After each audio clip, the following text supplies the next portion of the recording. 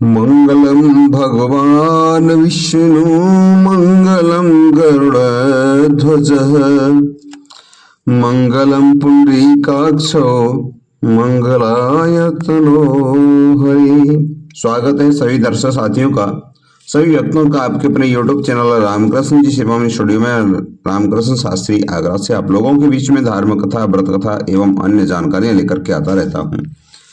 आज की जो महत्वपूर्ण जानकारी है वो बहुत वीडियो अच्छा होने वाला है, क्योंकि रक्षाबंधन के बाद जो एकादशी आती है उसको कहते हैं अजा एकादशी। और आज की जो एकादशी के बारे में जो जानकारी लेकर के आए बहुत ही महत्वपूर्ण है और वीडियो देखने की जरूरत नहीं पड़ेगी। इस वीडियो में आपको सारी जानकारी मिलेगी कि अजा एकादशी का शुभ मुहूर्त कब है, किस दिन अजा एकादशी का व्रत रखें। लोग कंफ्यूज हैं कि 28 अगस्त को रखें या 29 अगस्त को रखें। कुछ लोग कह रहे हैं कि 30 अगस्त को रखें।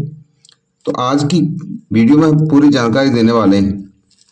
इससे पहले ये बताना चाहेंगे एकादशी शुभ मुहूर्त कब रहेगा, कब से कब तक एकादशी लगेगी, उदया तिथि में कब आपको व्रत रखना है। और इस एकादशी में दो महत्वपूर्ण बात ये है कि दो शुभ योग हैं इसके अंदर, और उन शुभ योगों में ये एकादशी बहुत ही महत्वपूर्ण होने वाली है। एक नक्षत्र भी ऐसा आ रहा है कि उस नक्षत्र के होने से एकादशी का महत्व और भी ज्यादा बढ़ गया है। और अजय एकादशी का शुभ मुहूर्त, समय, पारायण का समय, पूजा का समय, मंत्र, व्रत कथा, एकादशी का महत्व, ये संपूर्ण जानकारी इस वीडियो में हम देने वाले हैं। तो वीडियो को आप स्किप न करें और वीडियो को पूरा देखें। और अभी तक चैनल को सब्सक्राइब नहीं किया हो तो प्लीज चैनल को जरूर सब्सक्राइब करें और अन्य लोगों तक शेयर करें, जिससे उनको भी इसका लाभ मिले। तो चलिए ज्यादा समय नहीं लेते हुए हम प्रारंभ करते हैं आज की कथा, जो अजा एकादशी है उसके बारे में। भाद्रपद कृष्ण पक्ष की जो एकादशी है, देखिए कृष्ण जन्माष्टमी के बाद में जो एकादशी आती है उसको कहते हैं अजा एकादशी। अजा एकादशी का प्रारंभ कृष्ण पक्ष में, भादव कृष्ण पक्ष में पहले ही होता है। और इस व्रत को रखने से धन की कमी नहीं रहती है, आर्थिक संकट दूर हो जाते हैं और भगवान की कृपा बनी रहती है। और इससे धन, संपत्ति, गुण आदि को प्राप्त आप कर पाएंगे। इस व्रत को सत्यवादी राजा हरिश्चंद्र ने भी किया था। अजा एकादशी का पूजा मुहूर्त, पारायण का समय, ये सभी जानकारी मैं देने वाला हूँ। और व्रत कथा अंत में भी बताऊंगा। और व्रत कथा को, हमें एकादशी की व्रत कथा को अवश्य सुनना चाहिए, पूर्ण फल तभी प्राप्त होता है। भाद्रपद की पहली एकादशी 2024 वैदिक पंचांग के अनुसार कृष्ण पक्ष की जो एकादशी आरंभ होगी 29 अगस्त रात्रि 1:19 पर होगा प्रारंभ। और यह तिथि का समापन 30 अगस्त को 1:37 तक रहेगा। इसलिए ऐसे में उदया तिथि के आधार पर भाद्रपद कृष्ण पक्ष की जो एकादशी है यानी अजा एकादशी 29 अगस्त को इसका व्रत रखा जाएगा। शुभ योग, दो शुभ योग हैं। 29 अगस्त को पड़ने वाली अजा एकादशी दो शुभ योगों से बनी है। पहला शुभ योग है सिद्धि योग, सुबह के जो शाम से लेकर के शाम के 6:18 तक रहेगा। वहीं दूसरा योग है यानी सर्वार्थ सिद्धि योग, जो शाम को 4 बजे से लेकर शाम को 4:39 से अगले दिन 30 अगस्त को सुबह 5:58 तक रहेगा। ये दोनों योग पूजा पाठ के लिए अच्छा है। इसमें आप जो कार्य करेंगे वे सफल सिद्ध होंगे। व्रत के लिए आर्द्रा नक्षत्र सुबह से शाम 4 बजे से 39 तक है। एकादशी का शुभ मुहूर्त, जो लोग एकादशी व्रत के लिए व्रत रख रहे हैं, विष्णु पूजा करना चाहते हैं, तो सूर्योदय के बाद यानी सुबह 5:58 से कर सकते हैं और इस समय से उनका सिद्ध योग प्राप्त होगा। और उस दिन राहु काल भी 1:58 पर दोपहर से लेकर के 3:34 तक रहेगा। इस समय पूजा न करें। उस दिन का ब्रह्म मुहूर्त 4:58 से सुबह 4:28 से सुबह 4:28 से 5:13 तक है। शुभ मुहूर्त यानी अभिजीत मुहूर्त 11:56 AM सुबह और 12:47 PM तक है। एकादशी का जो पारण का समय, यदि आप एकादशी अजा एकादशी का व्रत रखना चाहते हैं तो व्रत आप 30 अगस्त को, ये पारण का 30 अगस्त को करना है। व्रत पारण का शुभ मुहूर्त है 7:49 से लेकर के 8:31 तक। इस दिन हरि वासर सुबह 7:49 पर खत्म होगा, यानी पारण आप 30 अगस्त को करेंगे। एकादशी का जो महत्व है, धार्मिक मान्यताओं के अनुसार एकादशी का जो व्रत रखकर भगवान विष्णु की पूजा करने से व्यक्ति के पाप मिट जाते हैं, जीवन के अंत समयों से स्वर्ग की प्राप्ति होती है। और जो केवल अजा एकादशी व्रत की कथा सुनता है उससे अश्वमेध यज्ञ के समान पुण्य फल की प्राप्ति होती है। चलिए और भी जान लेते हैं एकादशी के बारे में। अजा का अर्थ होता है, अजा माने होता है जिसका जन्म न हो। प्रकृति या आदि शक्ति के अर्थ में इसका अर्थ होता है। और यह अजा एकादशी जो व्रत करते हैं सुख समृद्धि प्राप्त होती है। इसे कामिका एकादशी भी कह सकते हैं और आनंददा एकादशी भी कह सकते हैं।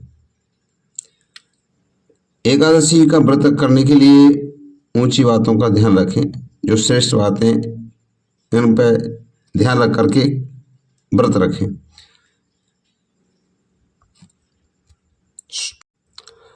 आरंभ में आप एकादशी के दिन शीघ्र ही उठना चाहिए और नित्य क्रिया से मुक्त होकर के सभी की घर की साफ सफाई, मंदिर की साफ सफाई, मिट्टी से लेपन करके कुशा आसन इत्यादि कार्य से भगवान विष्णु की पूजा करें। भगवान विष्णु की पूजा के लिए शुद्ध स्थान रहना चाहिए। कुंभ का स्थान यानी गढ़ा की स्थापना करनी चाहिए। उस पर लाल रंग वस्त्र इत्यादि पूजा करें। अजा पुरानी कथा है वो अजा एकादशी की क्या है, यानी व्रत कथा है। उस कथा को आप अब ध्यान लगाकर श्रवण करें। कुंती पुत्र युधिष्ठिर ने कहा कि हे भगवान, भाद्र कृष्ण पक्ष एकादशी क्या है? व्रत करने के लिए विधि, इसकी महात्म्य कृपा करके कहें। मधुसूदन की दृष्टि में इस एकादशी का नाम अजा है। यह सभी प्रकार के सभी पापों को नष्ट करने वाली है। जो मनुष्य इस दिन भगवान विष्णु की पूजा करता है और वैकुंठ की प्राप्ति अवश्य होती है। अब आप उसकी कहानी सुनो। प्राचीन काल में हरिश्चंद्र ने एक सहायक राज्य नियुक्त किया था। राजा हरिश्चंद्र अपनी सत्यनिष्ठा और ईमानदारी के लिए जाने गए। एक बार देवताओं ने यीशु की परीक्षा लेने की योजना बनाई। राजा ने स्वप्न में देखा कि ऋषि विश्वामित्र को उन्होंने अपना राजपाट दान कर दिया। अब अगले दिन राजा विश्वामित्र को अपना संपूर्ण राजपाट को कर जाने लगे कि पूरा राजपाट दे दिया, तब जाने लगे तो विश्वामित्र ने राजा हरिश्चंद्र से दक्षिणा में 60 बार सोना मांगा, या ऐसे कह सकते हैं 500 स्वर्ण मुद्राएं दान में ली। राजा ने अपनी बात में कहा था कि 5 क्या आप पहली सोने की मुद्रा ले लो। इस पर विश्वामित्र हंसने लगे। राजा को याद आया कि राजपाट के साथ राज का खजाना भी वे दान कर चुके हैं। दान की हुई वस्तुओं को फिर से दान नहीं किया जाता। तब राजा ने अपनी पत्नी और पुत्र को बेच करके मुद्रा हासिल की और 60 बार सोना देकर के हरिश्चंद्र ने खुद को हरिजन के यहाँ गए और विश्वामित्र को मुद्रा दे दी। राजा हरिश्चंद्र ने खुद को जहाँ पाया वह शमशान चांडाल का था। चांडाल ने राजा हरिश्चंद्र को दाह संस्कार की शमशान भूमि पर कर विसर्ग का काम दे दिया। राजा चांडाल का दास सत्य को धारण करने के लिए मुर्दा घर पर वस्त्र धारण करता था और अगर किसी प्रकार से सत्य से पवित्र नहीं हुआ, कई राजा चिंता के समुद्र में डूबकर अपने मन में विचार करते, मैं कहाँ जाऊं, क्या करूं जिससे मेरा साथी हो। इस प्रकार राजा को कई वर्ष बीत गए। एक दिन राजा को इसी चिंता में डाल दिया कि गौतम ऋषि चले गए। राजा ने उन्हें देखकर के प्रणाम और अपनी सारी दुख भरी कहानी सुनी। यह बात सुनने में आई कि गौतम ऋषि कहते हैं कि आज से 7 दिन बाद भाद्रपद कृष्ण पक्ष में की अजय एकादशी, आज से भाद्रव कृष्ण पक्ष की ओर से अजा नाम की तृतीया आएगी, जो विधि पूर्वक उनका व्रत करो। गौतम ऋषि के कहने के अनुसार इस व्रत के पुण्य प्रभाव से सारे पाप नष्ट हो जाते हैं। इस प्रकार राजा ने गौतम ऋषि जब इतना कहकर के अंतर ध्यान हो गए तो राजा ने उसका संयोजन किया और सामूहिकता से अपने विधि निर्भय व्रत अनुदान और उस व्रत को रखा। सारे पाप नष्ट हुए। स्वर्ग में सहनाई बजी, फूलों की वर्षा होने लगी। अपने जो पुत्र मृत्यु हुआ था उसको जीवित अपनी स्त्री को प्राप्त किया, आभूषणों से युक्त हुआ।